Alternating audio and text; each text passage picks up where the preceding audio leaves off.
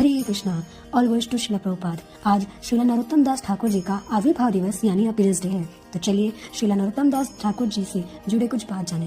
पहला, नरोत्तम दास ठाकुर जी का आविर्भाव दिवस 1531 ईस्वी में बांग्लादेश के राजशाही जिले के गोदावरी उपजिला के प्रेमतली में पद्म नदी के तट पर स्थित गोपालपुर गांव में हुआ था। उनका तिरुभाव दिवस 1611 ईस्वी में खेतुर धाम प्रेमतली में हुआ था।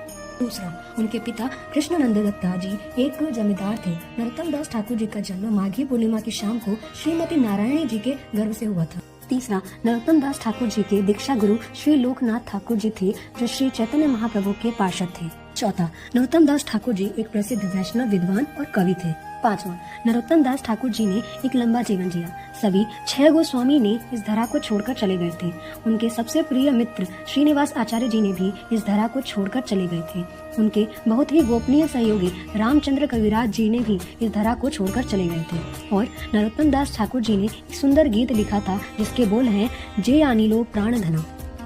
छठा, खेतुरी में श्री नरोत्तम दास ठाकुर जी ने प्रसिद्ध खेतुरी महोत्सव का आयोजन किया था। यह श्री कृष्ण चैतन्य महाप्रभु के दिव्य प्राकट्य दिवस के सम्मान में पहला गौर पूर्णिमा उत्सव था। महोत्सव के दौरान 6 विग्रह की स्थापना की गई थी। श्री गौरांग देव, श्री वल्लभीकांत, श्री ब्रजमोहन, श्री कृष्ण, श्री राधाकांत और श्री राधारमन। सातवां, प्रार्थना और प्रेम भक्ति चंद्रिका नरोत्तम दास ठाकुर जी के साहित्य के सबसे प्रसिद्ध रचनाओं में से एक है। आठवां, नरोत्तम दास ठाकुर जी में इतनी करुणा थी कि उन्होंने उन जाति ब्राह्मणों को भी गले लगाया जिन्होंने उन्हें शूद्र कहकर निंदा की थी। वह करुणा के प्रतीक और हमारे ब्रह्म माधा गौड़ीय संप्रदाय में संदर्भ के प्रतीक बने हुए हैं।